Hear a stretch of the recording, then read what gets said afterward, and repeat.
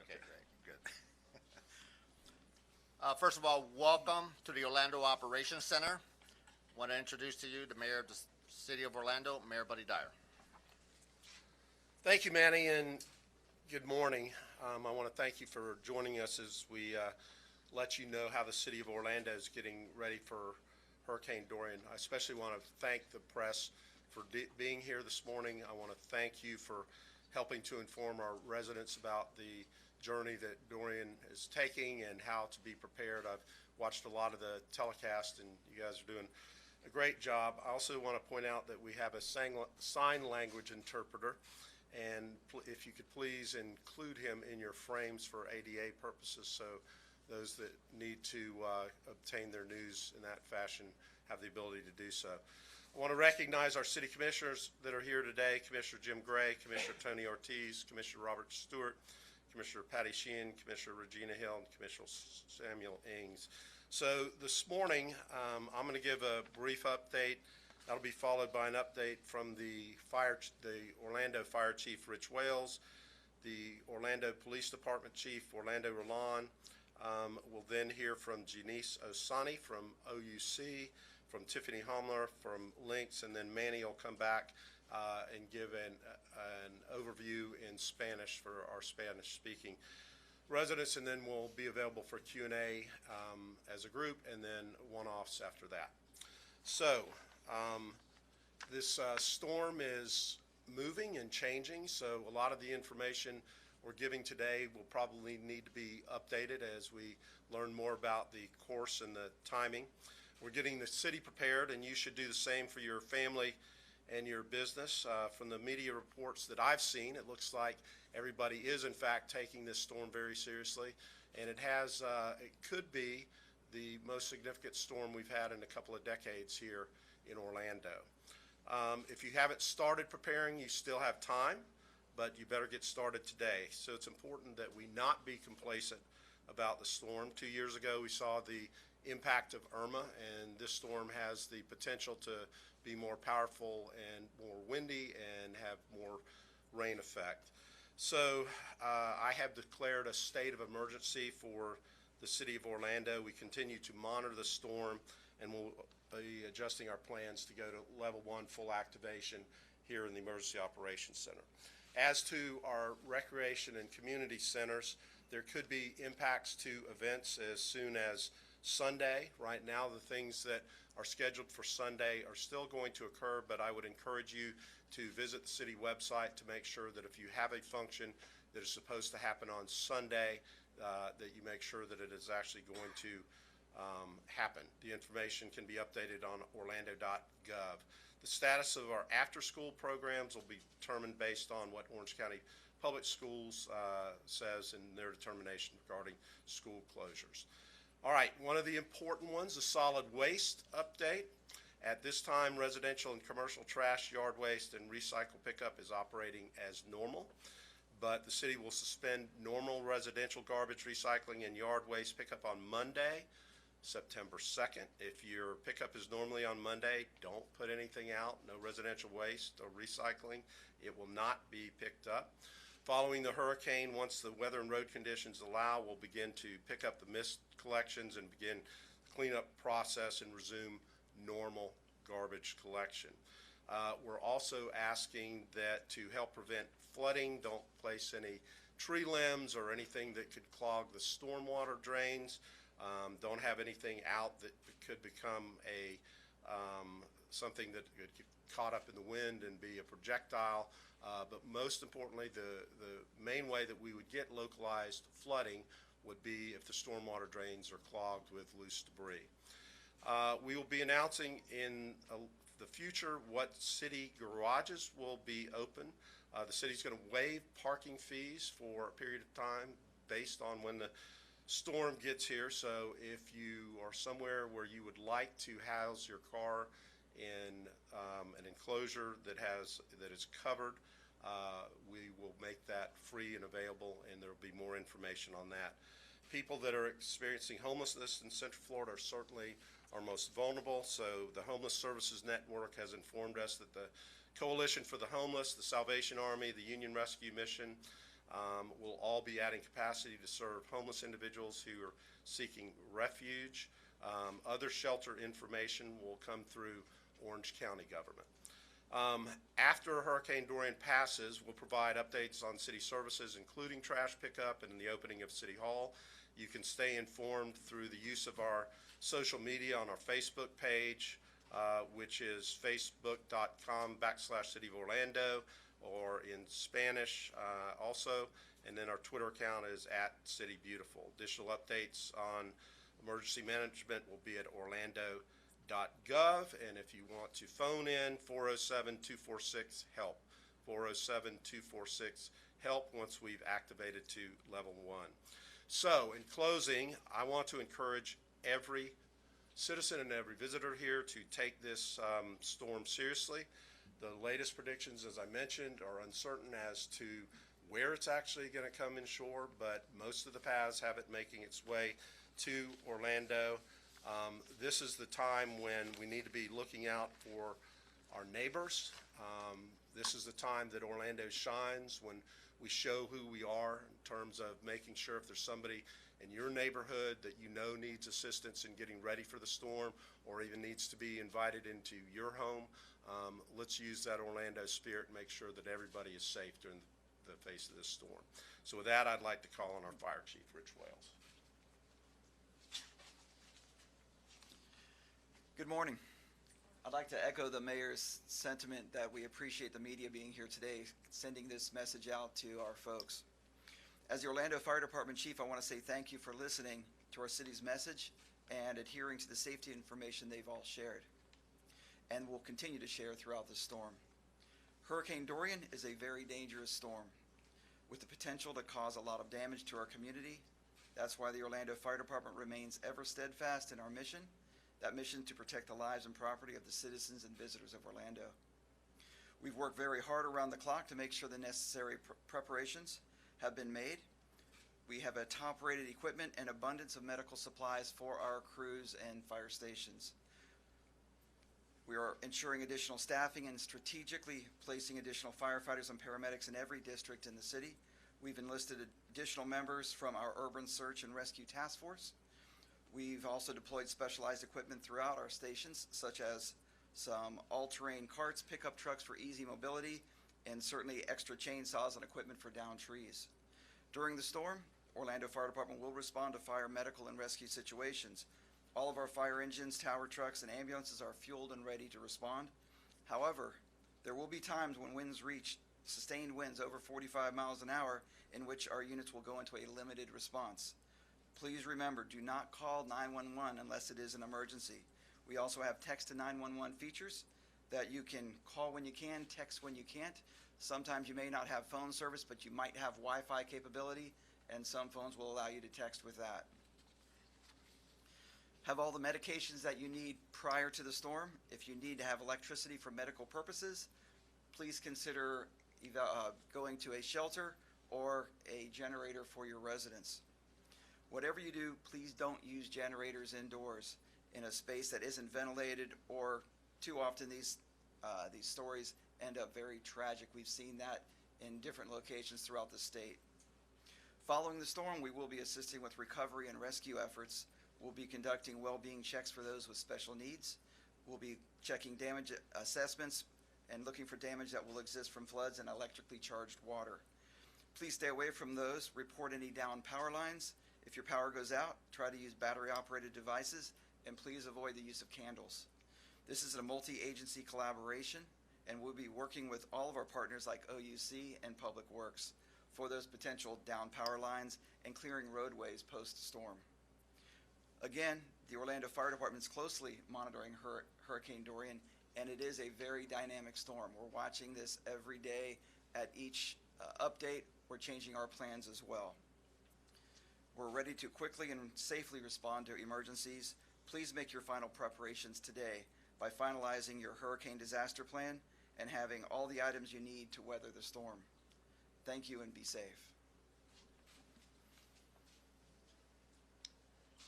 So for the police department, just this morning, our command staff met, and we're going over our staff action guides. At the order of the mayor, we then informed our personnel that all vacation and all training, all days off have been canceled. So basically, come Sunday, if there's a need to reactivate some of the personnel that typically is not at work, that's at home, or is on vacation, we will have those resources. So our personnel have also been advised to take care of their families, to make sure that their families are taken care of before they have to come to work. Before, during, and after the storm, they're going to be tasked with providing the security that all of our citizens are expecting. If sustained wind conditions rise over 40 miles per hour, our personnel are required to shelter in place. But if in a situation where something arises, where we have to respond to something and it's an emergency, rest assured that we do have certain vehicles that are capable of sustaining higher wind conditions. Meaning, if someone is going to try to take advantage of the conditions to do something, to try to break into a place, rest assured you may be in for a surprise if you decide to do that. As far as if we experience any power outages, what we encourage everyone is to treat the intersection, especially intersections, as a four-way stop sign. This is where we often see conditions that rise to the level where someone can seriously get hurt. Treat intersections, if there's a power outage, as a four-way stop sign. How can you help us? So as the weather conditions worsen, try to reduce the times when you will go out, especially the ones that want to see how everything is, if there are trees down, if there are damage somewhere, the sightseers. Please make sure you refrain from doing that. It is for us very tasking, especially if there is an accident, for officers to have to respond, and especially when the weather conditions do go bad. Please refrain from coming out of your homes if you can help it during the storms. Although we always encourage everyone to utilize our 911 system every time they see something suspicious, this is the one time that we will ask you, there is a 211 service, if there is a phone number where you can get information about what's going on, if there's a website that you can visit, utilize that. Although we will be fully staffed when it comes to our 911 center, the more we can reduce the number of calls that are coming through so that we can focus on true emergencies, it will help our personnel tremendously. If the county decides to put a curfew in place, we need everyone to make sure that they adhere to the restrictions. The only people who should be out there are the ones that are providing some services, our emergency workers, so please keep that in mind. To our visitors in our area, you will be in good hands. So we do have the theme parks, our hotels, our retail establishments that have security minded personnel who are very focused in making sure that your security needs are met, and most of them have a lot of experience in dealing with these situations, so we're very blessed to have that. Y para nuestra comunidad latina, después de la rueda de prensa, voy a estar disponible para contestarle alguna pregunta que tengan. ¿Ok? Gracias. Good morning. My name is Janice Osani with OUC. OUC is hard at work preparing for the potential impacts of Hurricane Dorian in our service territory. We've already almost tripled our resources, securing crews, line techs, tree trimmers, and other resources from states as far away as Massachusetts, Michigan, Nebraska, and Missouri. They will begin arriving over the next few days. We also ask that our customers get prepared. The best way to do that is to ensure that OUC has your phone number on file and that you've jotted down your account number so that you have it handy. Should you have an electric or water issue, there are several ways that you can report it to us. You can call 407-423-9018, or you can log on to your MyOUC profile at ouc.com. And we now have the feature where you can text your outage. Just text REG to 69682, that's REG to MyOUC, and follow the prompts to be registered, or you can simply text out to us. Our crews will work until the conditions become deteriorated to the point that the winds are at 35 miles per hour or higher, and then they will come in. They will not return until the field until it is safe, and at that time our assessors will go out and the crews will begin restoration. We'll focus on our infrastructure, such as the power plant, transmission lines, and substations, as well as critical facilities like hospitals, police, fire, and wastewater. We'll Then make repairs to our main distribution lines that go down into neighborhoods. We'll focus on areas where we can restore the most people in the fastest amount of time. After that, we'll focus on areas where customers may have only had a few outages. Again, we ask for your patience and understanding. Some of these crews will be working up to 16-hour days in the heat. As I mentioned, they've traveled hundreds of miles away from their families to help us in time of need. And at OUC, we truly appreciate their effort. Our website, ouc.com/stormcenter, will continually be updated. You can also see the outage map there, as well as ways that you can prepare to be safe should you have an outage or a water issue. We expect to provide a system-wide restoration sometime between 24 to 48 hours.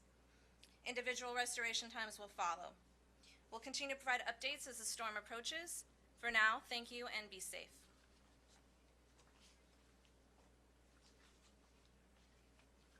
Good morning. I'm Tiffany Homler-Hawkins. I'm the Chief Administrative Officer with Lynx. As everyone else is doing, we're monitoring the storm, and we are securing our facilities and our locations, such as our super stops, making sure that our fuel is topped off, our buses are fueled, generators, etc. So once the winds reach a sustained 35 miles an hour, the Lynx buses, NeighborLink, and limo will be pulled off and out of service. Or if there is a curfew, we will be adhering to that as well. We do serve not only Orange, but Osceola and Seminole County. So, and we'll monitor that until the storm passes, and I'll talk about the restoration of service in a minute. Our road rangers will also patrol I-4 until the winds reach an unsafe speed, and then they will wait out the storm as well. Our Access Lynx paratransit customers, if you have a reservation from Sunday forward, I encourage you to call our customer call center to find out the status of that trip. After Sunday, we will be providing only life-sustaining trips, which includes dialysis and cancer treatment. And that will be until further notice. Monitoring our website, golynx.com. We also have Facebook and Twitter. And our customer service number is 407-841-LYNX, which is 407-841-5969. As we are able to restore service, we will do it on priorities, which is our main corridors, and we may do a limited service. It just depends on the status of the storm and the availability of the corridors. So with that, thank you very much.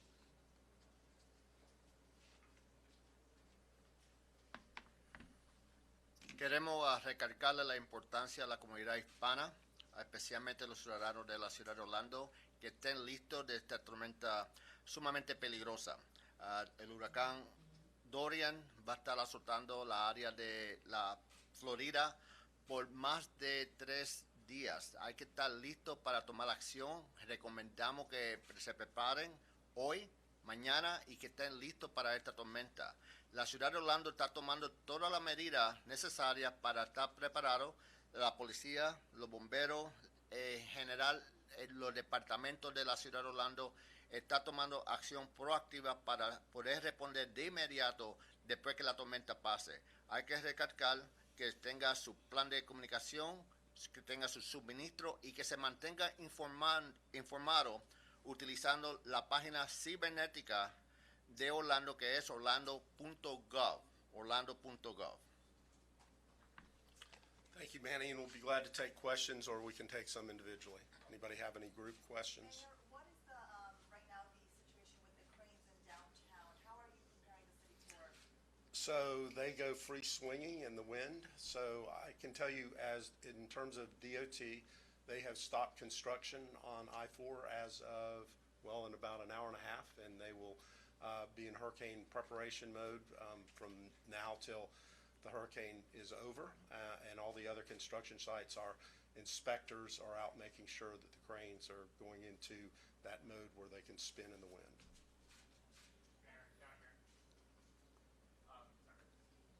Are there any particular areas of the city that are concerned about flooding, and has the city taken any steps to deal with that or prepare for that? So not any specific area. We have lowered the lake levels to ensure that we can accommodate whatever the overall stormwater is. But as I mentioned before, where we're going to end up with localized flooding in intersections is if we have debris that clogs storm drains. So again, I encourage people not to put out any type of clippings or any type of yard waste that might clog the storm drains. But we will also be monitoring that.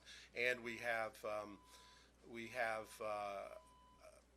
checked all of our lift stations for wastewater, and we're making sure that we have generators available if the power is out on any of the lift stations. Mayor, is the city doing anything in regards to tree trimming, or OUC ahead of the storm? Both the city and OUC have, well, we do that all year round, but in the last couple of weeks, we've been out doing additional tree trimming, and we'll do so as the storm approaches. Back over here in the corner. Do you have any advice or updates for people who live in high rises downtown? I know with Irma there was some concern because some windows kind of blasted out of high rise buildings, even though they were rated for category 3. Well, I would do whatever from the inside you can to secure your windows on the outside. The nice thing about the downtown is that all of the the power is underground, so it's the least likely place to lose power, although I think we did lose power downtown for a little while after Irma. But for the most part, the downtown high-rises are one of the safer places to be. Mayor, maybe a question for the chiefs or for Yep. yourself. This storm has the potential for sustained high winds for a very long period of time, perhaps for a day or more. Does that require some unique things being done this storm as opposed to what we've gone through for Irma and some of the other storms? Well, I liken it probably closer to Charlie than anything. Charlie came through very quickly, but we had 10,000 trees that came down during the course of Charlie. Irma cleaned out some of the trees that would have been likely to come down a couple years ago, but we do anticipate that if it comes as predicted and it's a level 1 hurricane when it comes directly through the city of Orlando, that we're going to have thousands of trees down. So that's going to take down power lines, so power is going to be out. It's going to take a lot of time to remove the trees and the debris, but we will do what we always do, which is clear the roads first and foremost, and then move to the other places. But the city and the power companies that are here helping OUC will work together. And with all the trees that are going to be down, we encourage people after the storm event not to get near any down power lines or get in water that is around down power lines. Either the chiefs have anything you want to add to that? Or OUC, you have any? Where'd you guys go? I'm over here. Mayor, one last question. You want to? No, that's good. And there's tips at our website. Okay, tips at OUC about that. One last question. Yeah, basically, what's your advice for those newcomers that every week come into Central Florida, that this is their first time going through something like this? Listen and learn. Adhere to the advice that we've given, that Orange County has given, that the state has given. Take this extremely seriously. Stay in place. Don't go out if you don't have to. Don't, as the chief said, don't go out and sightsee during the course of the event. Once the event is over, don't feel compelled to need to drive around and survey everything. We'll do that for you. And then most importantly, listen to you guys. You're giving great information out to anybody that hasn't experienced the storm. So listen to the advice and heed the advice. So thank you so much for being here today.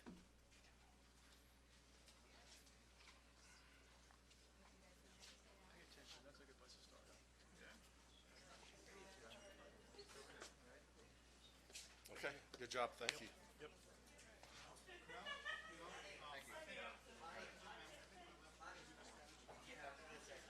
I think I can fly a kite. With a key hanging. I told Chief if I flew a kite, it'd end up in Jacksonville.